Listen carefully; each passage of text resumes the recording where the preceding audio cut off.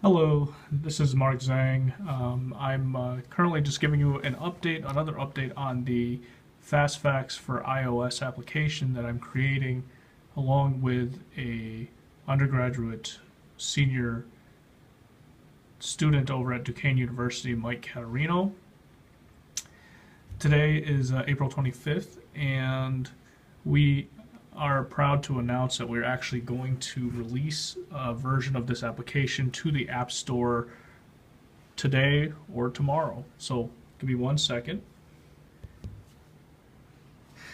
So this is an iPad 3. The application now is totally universal. And by that I mean it will run on both natively on both iPhones and iPads. And this is running the most recent version of iOS 7, 7.1 for iPad. And before I start, this is the application right here. I just want to kind of give a brief overview of where we came from. So this is the very first version that we got at the very end of the class that I participated in back in fall of 2013. It's pretty rough. It's just an iPhone application, and the basic features of the FastFacts are there. It's totally accessible offline. You know, the articles are there. I believe links do work. They do. Although things are just not optimized, it's fairly slow. As you can see, that transition was quite slow. Some things just don't work, like this doesn't work, and such. The next level version we worked to after the class ended. Me and Mike Caterino, who is the main developer programmer for the application, continue to work on it. And this is kind of where we went. This is version 0.5.0. The version we were releasing to the App Store is actually 0.7.2. And you can see that we've actually increased the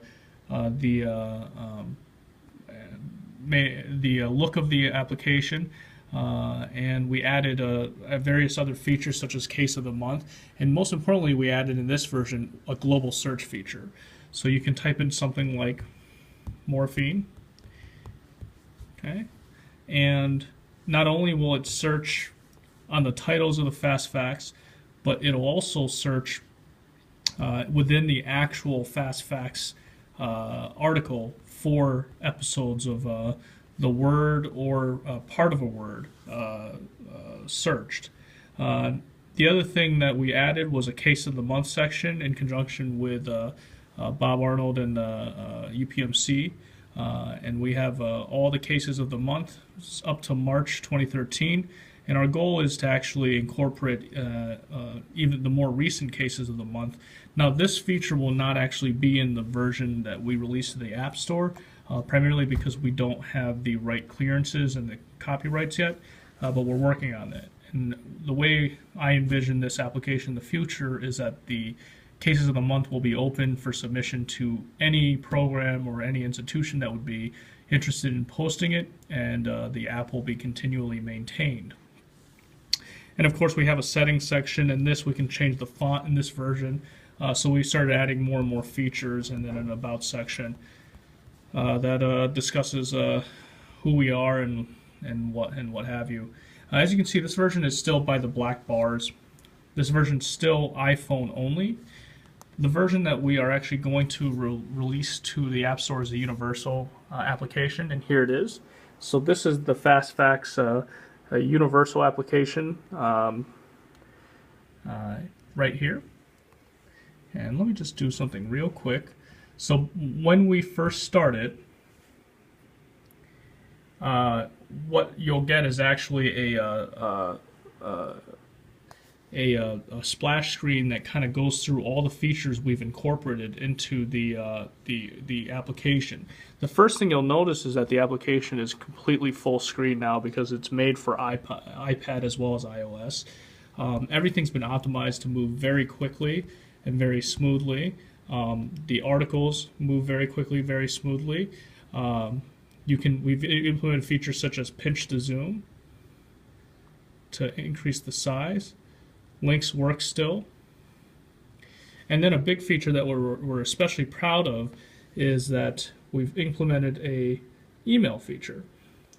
So if you want to email a colleague the fast facts, so I'm just going to email myself.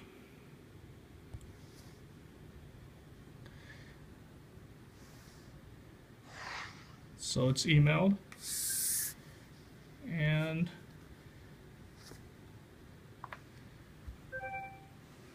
on my Android device, you get this: a fast fact article was shared with you, and it's an HTML file, or I'm sorry, HTML file that you can use, and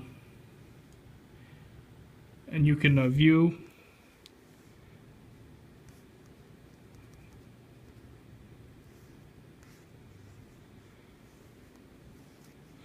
You can view on any kind of device, as you can see here. So now this is on Android, which is pretty great. And we can also do this you can email via Outlook or anything that can read HTML, which is pretty much most devices nowadays. The other features that we've implemented, you can double tap to hide the toolbars and then double tap again to bring the toolbars back. We've implemented a feature called Article of the Day, where every day it just brings up a random fast facts article, and within one calendar year, if you use it every day, you'll go through every single fast facts article. And what's nice about this is, again, if you find something that's interesting and it encourages you to read, you can once again email it out.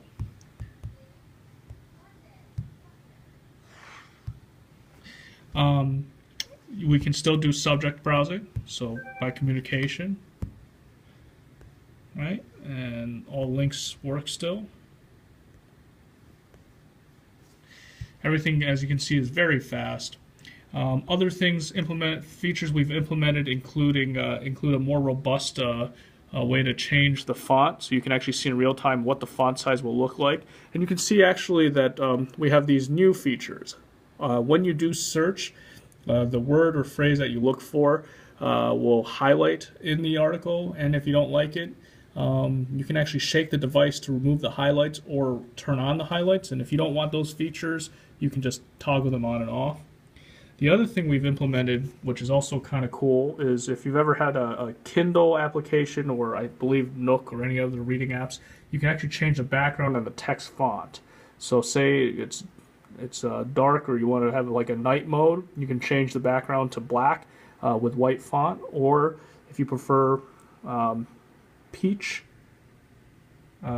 with black text, that's that, or you can do black on white.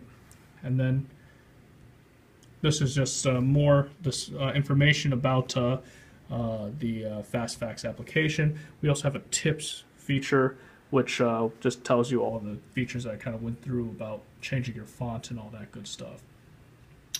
So let me just show you the search feature at this point on the iPad. So if I were to type in something like morphine, okay. In the past, how our search worked is it would search the articles and then just display them by when they were added first. But now we've actually implemented a little bit more robust search feature where it actually goes through the article and titles and determines how often whatever you're searching actually is referenced, and then displays it by the amount of times it's actually referenced being first. So 185, topical opioids for pain. You'll notice that morphine actually isn't on the title, but that's the #1 reference, and it's primarily because it's listed a lot. You can see morphine is everywhere here, right? Now let's say you're trying to read this and you don't like the yellow text. If you just give it a good shake, it's gone. And you want it back, give it a good shake, and it's back. It's kind of cool. In the further versions, we're going to implement maybe like a 3-finger or a multi-touch way of doing it so you don't have to use a shake feature. So that's kind of it right now. It's submitted to the App Store, and hopefully future iterations will have not only the article of the day but also the case of the month section.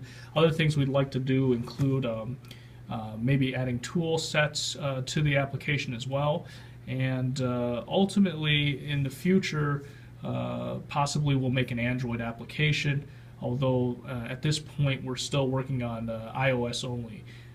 So anyways, if you have any questions, you can email me at markzhangdo at gmail.com, and you can see my email right there, markzhangdo at gmail.com. And thank you.